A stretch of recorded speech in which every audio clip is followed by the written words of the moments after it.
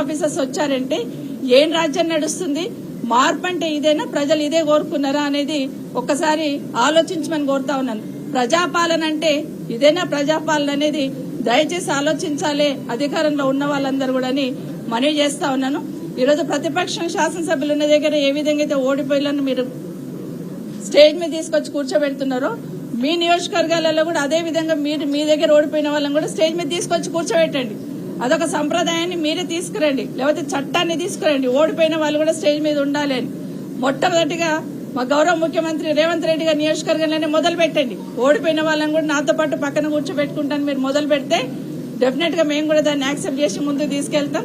ఇక్కడే కాదు, మొన్న ఈ మధ్య కౌశిక్ రెడ్డి గారు స్కూల్ సంబంధించి ఎంఈఓలను పిలిచి రివ్యూ చేస్తే ఎంఈఓలకి షోకాజ్ నోటీస్ ఇస్తారు డిఈఓ గారు. ఎట్లా పోయినా ఎమ్మెల్యే పిలిస్తే రివ్యూ చేస్తే ఇదెక్కడ సంస్కృతి తీసుకొస్తా ఉన్నారు? ఎమ్మెల్యే గారు స్కూల్ సంబంధించిన విషయాల్లో రివ్యూ చేస్తుంటే దానికి సంబంధించిన ఆఫీసర్స్ ఎంఈఓలందరికీ కూడా షోకాజ్ నోటీస్ ఇవ్వడం వల్ల దాన్ని జిల్లా పరిషత్ మీటింగ్ లో ప్రశ్నిస్తే ఎమ్మెల్యే గారి మీద కేసు పెట్టడం జరిగింది. కనీసం కేసులు పెడుతున్నప్పుడు స్పీకర్ గారు పర్మిషన్ తీసుకోవాలని కూడా ఆలోచన లేకుండా కేసు రిజిస్టర్ చేయడం జరిగింది.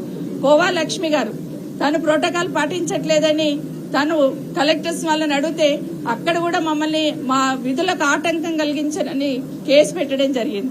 ఇప్పుడే మా గౌరవ డిప్యూటీ స్పీకర్ గారు పద్మారావు గారు నియోజకవర్గంలో ఇప్పుడు చెక్కుల పంపిణీ ఉంది. కరెక్ట్ గా ఒక గంట ముందు ఆయనకి ఇన్ఫర్మేషన్ ఇస్తున్నారు, చెక్కుల పంపిణీ ఉంది మీరు వచ్చేయండి. అంటే గతంలో ఏముండిందంటే కనీసం జిల్లాకు ఒక మంత్రి ఉండేవాళ్ళు, ఇప్పుడు జిల్లాకు ఒక ఇన్ఛార్జిని మంత్రిని పెట్టి ప్రతిపక్ష ఎమ్మెల్యేలు ఉన్న కాన్ఫరెన్స్ లో ఒక్కొక్కరిని ఇన్ఛార్జీలు పెట్టున్నారు. ఇది ఎక్కడ పోతుంది పాలన అనేది ఒకసారి ఆలోచించమని కోరుతా ఉన్నాను. ఇక్కడే కాదు, మొన్న రాజశేఖర్ రెడ్డి గారు ఆఫీసర్లను పిలిచి కనీసం డ్రైన్ క్లీన్ చేయండి కూడా క్లీన్ చేయకుండా అక్కడే కూర్చొని ధర్నా చేస్తే ఆయన కూడా కేసు పెట్టే పరిస్థితి తీసుకొచ్చారు. అంటే ఎమ్మెల్యేలు ఎవరైనా ప్రజల పక్షాన ప్రశ్నిస్తే కేసులు పెడతాము, ఇది మా ఇష్టం, మా రాజ్యం, ఇది మా ఇందిరమ్మ రాజ్యం అనే లెవెల్లో తీసుకెళ్తా ఉన్నారు. ఇది దయచేసి ఆలోచించమని కోరుతా ఉన్నాను. ప్రతిపక్షంలో ఉన్న ప్రభుత్వంలో ఉన్న ఎమ్మెల్యేలకు ఉండే రైట్స్ ఎమ్మెల్యేలకు ఉంటుంది, దాన్ని కాపాడాల్సిన బాధ్యత ప్రభుత్వంలో ఉన్న పెద్దలకు ఉంటుంది, అదేవిధంగా గౌరవ స్పీకర్ గారికి ఉంటుంది. దయచేసి భవిష్యత్తులో జరగకుండా చూడమని స్పీకర్ గారిని కూడా కోరడం జరిగింది. ఒక దగ్గర ఎక్కడో ఒక దగ్గర కనీసం స్థానికంగా ఉన్న గౌరవ శాసనసభ్యులు ప్రతిపక్ష శాసనసభ్యుల్ని కనీసం దాన్ని అధికారులు కనీసం అడిగే స్థితిలో కూడా లేకుండా అయిపోయారు. ఉదాహరణకి నా నియోజకవర్గంలో ఒక కార్పొరేషన్ లో వన మహోత్సవం పెట్టమని అడిగారు. వన మహోత్సవానికి డేట్ ఇవ్వండి మేడం అని కమిషనర్ గారు అడిగితే ఓకే డే ఆఫ్టర్ టుమారో పెట్టుకుందాం అన్నాను. నెక్స్ట్ డే ఫోన్ చేసి సారీ మేడం ఇన్ఛార్జ్ మినిస్టర్ వస్తారంటే వన మహోత్సవానికి క్యాన్సిల్ చేస్తున్నామంటారు.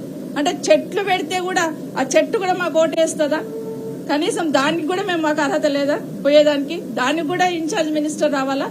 ఇది జరుగుతున్న విషయాన్ని మిగతా వాటిలో ప్రోటోకాల్ పాటించడానికి అనుభవం ఉన్న వాళ్ళం, మాకందరికీ తెలిసి ఎవరికి ఎక్కడ గౌరవించాలి, ఎవరిని ఏ విధంగా ఇచ్చేయాలి, ఏ విధంగా నిధులను తీసుకురావాలనేది ఖచ్చితంగా ఆలోచిస్తూ ఉంటాం.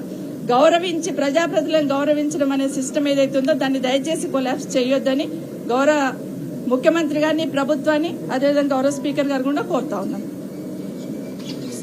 అందరికీ నమస్కారం. ఈరోజు మన సవితక్క చెప్పినట్టుగా మరి కాంగ్రెస్ పార్టీ అధికారంలోకి వచ్చినప్పటి నుంచి కూడా మరి ఎమ్మెల్యేలకు సంబంధించి మరి ప్రోటోకాల్ ఉల్లంఘన జరుగుతూనే ఉంది. లాస్ట్ టైం స్పీకర్ గారు కూడా మా నియోజకవర్గానికి సంబంధించినటువంటి మరి రిప్రజెంటేషన్స్ కూడా ఇవ్వడం జరిగింది. ఇప్పుడు ప్రజాపాలనలో గాని లేదంటే ఆరోగ్యశ్రీ పథకం లాంచింగ్ లో గాని బస్ లాంచింగ్ లో గాని మేం లేకుండానే ఇన్ఛార్జ్ కాంగ్రెస్ పార్టీ ఇన్ఛార్జ్ ఉన్నటువంటి వాళ్ళు డీసీసీ ప్రెసిడెంట్ నిల్చొని కార్యక్రమాలు నిర్వహిస్తున్నటువంటి విషయాన్ని గత అసెంబ్లీ సమయంలోనే స్పీకర్ గా నోటీస్ తీసుకుని రావడం జరిగింది. మళ్లీ ఇప్పుడు అదే కంటిన్యూ అవుతోంది.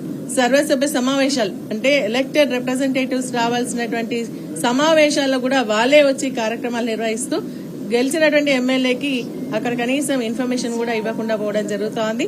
అదేవిధంగా ప్రతి కార్యక్రమం ప్రభుత్వం చేసేటువంటి ఏ కార్యక్రమం అయినా కూడా మరి వాళ్ళ ఆధ్వర్యంలో స్పెషల్ ఇన్వైటీస్ గా వాళ్ళని ఇన్వైట్ చేస్తూ మాకు కనీసం ఇన్ఫర్మేషన్ కూడా ఇవ్వకుండా కార్యక్రమాలు నిర్వహించేటువంటి పరిస్థితి ఈ రోజు మరి ప్రతి నియోజకవర్గంలో మరి శాసనసభ్యులు గెలిచినటువంటి వాళ్ళు ఎదుర్కోవడం జరుగుతోంది. మరి ఓడిపోయిన వాళ్ళు సైరన్లు వేసుకుని తిరుగుతా ఉన్నారు. ప్రతి కార్యక్రమాలకు వాళ్ళు అటెండ్ అవుతా ఉన్నారు. ఇన్ఛార్జ్ మినిస్టర్ గా ఉన్నటువంటి వాళ్ళు ఏంటంటే కనీసం 5 లక్షలు 10 లక్షలకి ఇనాగ్రేషన్ చేసుకునేటువంటి అధికారం కూడా గెలిచినటువంటి ఎమ్మెల్యేలకు ఇవ్వకుండా ప్రతిదీ మాకు ఇన్ఫర్మేషన్ రావాలి అని చెప్పేసి కలెక్టర్స్ కి మరి వారు ఆదేశాలు ఇవ్వడం ఇవన్నీ కూడా జరుగుతా ఉన్నాయి. అందుకనే మేమందరం కూడా శాసనసభ్యులుగా మరి కేటీఆర్ గారు, హరీష్ రావు గారు, మరి ఎమ్మెల్యేస్ అందరం కూడా ఈ రోజు స్పీకర్ గారి దగ్గరికి వెళ్లి మా హక్కులను పరిరక్షించండి, మీరు కాపాడాల్సినటువంటి బాధ్యత ఉంది. ఎమ్మెల్యేస్ పైన మీకు తెలియకుండానే కేసులు బుక్ చేస్తా ఉన్నారు.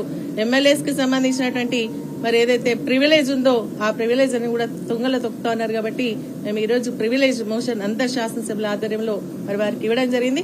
మాకు స్పీకర్ గారి పైన నమ్మకం, విశ్వాసం ఉంది. ఎందుకంటే వారు గతంలో కూడా ఎమ్మెల్యేగా వేసి మరి ఇప్పుడు స్పీకర్ గా ఉన్నటువంటి స్థానంలో మరి తప్పకుండా వారు ఈ యొక్క ఉల్లంఘనను, ప్రోటోకాల్ ఉల్లంఘనను కాపాడతారని చెప్పేసి చెప్పడం జరిగింది. కాబట్టి ఆ విధంగా అధికారులకు ఆదేశాలు ఇవ్వాలని చెప్పేసి మేమందరం కూడా కోరడం జరుగుతుంది. Thank you.